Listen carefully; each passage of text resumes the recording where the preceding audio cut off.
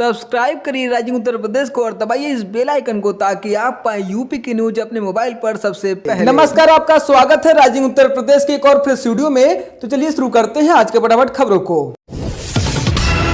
प्रदेश के 75 जिलों में कोरोना वायरस का प्रसार फैला हुआ है। अब तक 5,356 संक्रमित केस मिल चुके हैं। इस पर अंकुश लगाने के लिए सरकार ने रेड जोन में इजाफा कर दिया है। राज्य में सर्वाधिक संक्रमित आगरा, नोएडा, मेरठ, गाजियाबाद व कानपुर नगरीय क्षेत्र में मिले हैं, इसलिए यहां नगरीय क्षेत्र को रेड जोन घोषित कर दिया गया है।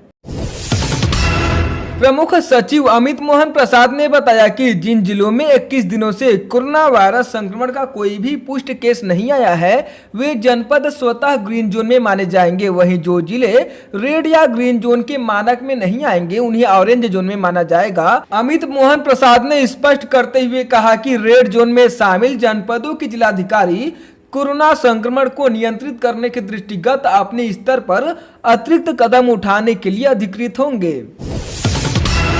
शामली जिले में 24 घंटे के भीतर तीसरी हत्या की वारदात सामने आई है। यहां शहर कोतवाली क्षेत्र के लाख गांव में देर रात दो युवकों ने अपने अविवाहित चाचा की गोली मारकर हत्या कर दी। पुलिस ने दोनों आरोपियों को गिरफ्तार कर लिया है, जिसमें से एक आरोपी ने कहा कि वह बीते 15 दिनों से चाचा को मारने की फिराक में था, आज मौका मिला तो मार दिया। सदर कोतवाली क्षेत्र के गाँव लाख निवासी 55 वर्षीय वेदपाल अविवाहित था। वह अपने दूसरे भाई अजित के साथ रहता था, जबकि दो अन्य भाई किरणपाल व विनोद अपने परिवार के साथ रहते थे। वेदपाल के हिस्से में 6 बीघा जमीन आई थी। भतीजे सागर और मोनू उस जमीन को कब्जाना चाहते थे, जिसको लेकर काफी दिनों से परिवार के बीच विवाद चल रहा था।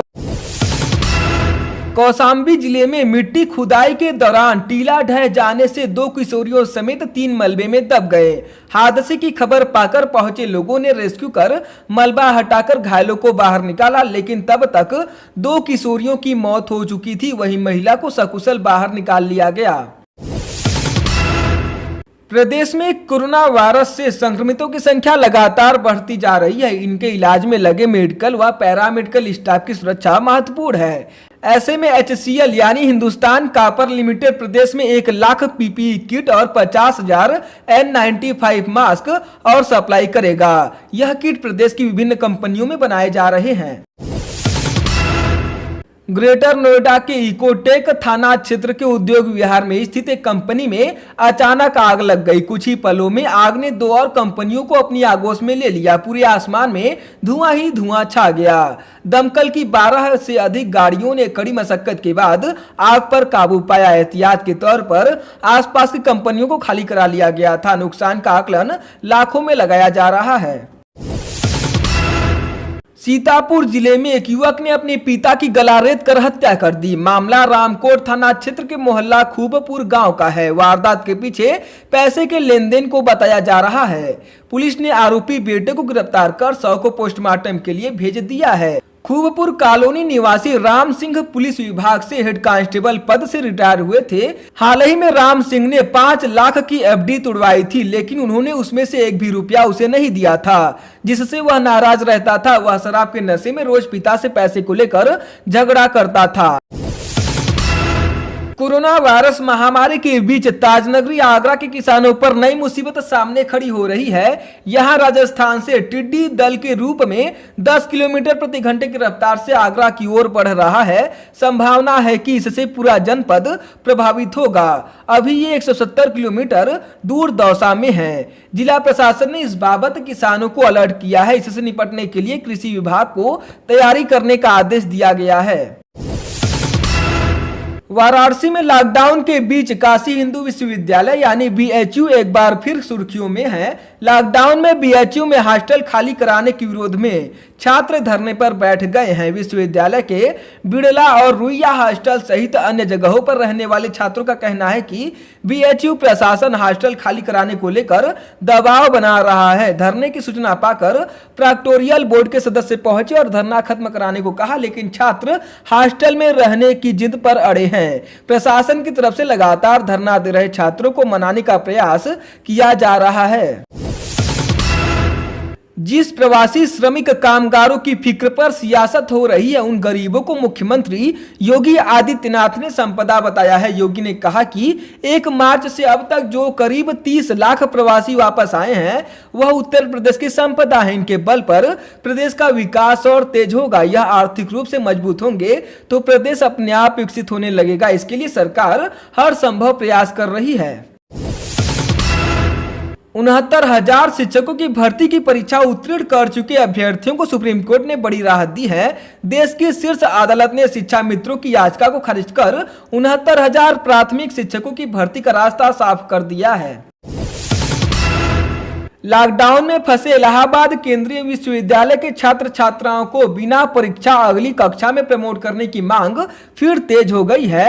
अब छात्र संघ के पूर्व उपाध्यक्ष अखिलेश यादव ने कार्यवाहक कुलपति प्रोफेसर RR तिवारी को पत्र लिखा है। उनका कहना है कि इससे नए सत्र की समय से शुरुआत की जा सकेगी।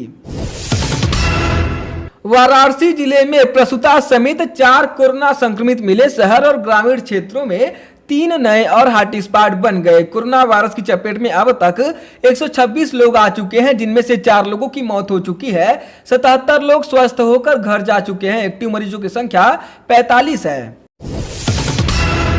बाराबंकी जिले में एक दिन में 95 कोरोना के मरीज मिले हैं। यह सभी या तो प्रवासी मजदूर हैं या फिर उनके सीधे संपर्क वाले हैं। तीसरे लॉकडाउन तक बाराबंकी ग्रीन जोन में था। अब तक यहां 20,000 प्रवासी मजदूर आ चुके हैं। यहां के 1100 गांवों में इन पर नजर रखने के लिए निगरानी समितियां बना दी गई हैं। मेरठ जिले में 9 नए संक्रमित पाए गए हैं। अब तक कुल संख्या 358 हो चुकी है। साथ ही 21 लोगों की मौत भी हो चुकी है। वहीं बुलंदशहर में 7 लोग संक्रमित पाए गए तो वहीं मुजफ्फरनगर में 3 नए मामले सामने आए हैं। बुलंदशहर में कोरोना के मरीजों की संख्या 100 को पार कर गई है। वहीं मुजफ्फरनगर में 36 मरीज हो चुके हैं। साथ ही एक मरीज सहारनपुर में भी मिला है। यहाँ संख्या 205 हो चुकी है। देश में कोरोना वायरस के चलते जारी लॉकडाउन के बीच प्रवासी मजदूरों को सबसे ज्यादा मुसीबत का सामना करना पड़ रहा है। ऐसे में कुछ मजदूर पैदल तो कुछ किसी जुगाड़ वाहन के जरिए यात्रा कर रहे हैं, लेकिन योगी सरकार ने ऐसे वाहनों को जब्त करके कार्रवाई करने का आदेश दिया है। ऐसे ही नोएडा में पुलिस ने प्रवासी मजदूरों को बस से अवैध रूप से बिहार ले जाने के मामले में 3 लोगों को गिरफ्तार किया है। अखिल भारतीय कांग्रेस कमेटी की राष्ट्रीय महासचिव प्रियंका गांधी वाड्रा ने 1 लाख मास्क वाराणसी भेजे हैं। उत्तर प्रदेश कांग्रेस कमेटी द्वारा जारी प्रेस नोट में प्रदेश महासचिव विश्व विजय सिंह ने यह जानकारी दी। सिंह ने बताया कि प्रियंका गांधी ने 1 लाख मास्क भिजवाए हैं। इसके पहले महासचिव प्रियंका गांधी ने कई जिले में राशन, लोगों की दवाएं भिजवा चुकी हैं। बांदा, आजमगढ़, अमेठी, लखनऊ समेत कई जिलों में राशन पहुंच चुका है। मुख्यमंत्री योगी आदित्यनाथ ने करीब 3,25,000 ग्रामीण महिलाओं को रोजगार से जोड़ने के लिए 31,938 ग्रामीण स्वयं सहायता समूहों के खाते में 218 करोड़ रुपए ट्रांसफर किए। यह धनराशि समूहों को रिवॉल्विंग फंड और सामुदायिक निवेश निधि के तहत दिए गए हैं, जिससे समूहों से जुड़ी महिलाएं स्वरोजगार से जुड़ेंगी। बांदा जिले में रास्ते में रोककर गाड़ी से उतारकर मंदिर के महंत को गांव के दबंग प्रधान पति और साथियों ने बेरहमी से पीटा। फिल्मी स्टाइल में बंधक बनाकर जबरिया उनके मुंह में शराब उड़ेली गई। दबंगों के चंगुल से छूटे महंत ने पुलिस को सूचना दी। एसको शशि कुमार ने बताया कि प्रधान पति समेत 6 के खिलाफ संत संघ मारपीट करने के मामले में रिपोर्ट दर्ज की गई है। समाजवादी पार्टी के अध्यक्ष अखिलेश यादव ने कहा कि प्रदेश में कोरोना वायरस से जुड़ी हजारों प्राथमिकी दर्ज हो रही है, जिनसे लगता है कि यह कोई चिकित्सकीय नहीं बल्कि आपराधिक समस्या है। उन्होंने कहा कि पृथकवास केंद्रों की बदहाली एवं उनके प्रति भाजपा सरकार की भेदभावपूर्ण नीति की वजह से लोग वहां जाने से डर रहे हैं। अखिलेश ने कहा कि भाजपाई अपना संकीर्ण चश्मा बदलें। अयोध्या में राम जन्मभूमि परिसर में चल रहे समतलीकरण के दौरान राम जन्मभूमि ट्रस्ट को कई पुरातात्विक मूर्तियां, खंभे और शिवलिंग मिले हैं। 4 फीट से बड़ा एक शिवलिंग उस हिस्से में मिला है जहां मलबा हटाने और समतलीकरण का काम चल रहा था। खुदाई के दौरान भारी संख्या में देवी देवताओं की खंडित मूर्तियों के अतिरिक्त 7 ब्लैक टच स्टोन के स्तंभ भी मिले हैं। राम जन्मभूमि में समतलीकरण के दौरान मिले अवशेष के बाद बाबरी मस्जिद एक्शन कमेटी के संयोजक और वरिष्ठ वकील जफर याब जिलानी ने खुदाई में मंदिर के अवशेष मिलने से इनकार किया है। उन्होंने कहा कि वहां से नया कुछ भी बरामद नहीं हो रहा है। ये सारी बातें जो कही जा रही हैं यह सब पुरानी है। इन सब बातों की रिपोर्ट एएसआई ने खुद कोर्ट को सौंपी है। बस प्रकरण में अपनी ही पार्टी कांग्रेस और पार्टी महासचिव प्रियंका गांधी के बारे में ट्वीट कर तल्ख टिप्पणी करने वाली अदिति सिंह को लेकर सियासत गर्मा गई है। हालांकि कांग्रेस विधानमंडल दल के नेता आराधना मिश्रा ने यह स्पष्ट किया है कि बस प्रकरण में दिए गए ट्वीट के बाद उन्हें कोई नोटिस नहीं भेजा गया है। उन्होंने बताया कि अदिति को विधानसभा सदस्यता खत्म करने के लिए कांग्रेस ने विधानसभा अध्यक्ष के पास नवंबर 2019 को पत्र भेजा था। इस बारे में 2 बार रिमाइंडर भी भेजा जा चुका है पर फैसला नहीं हुआ।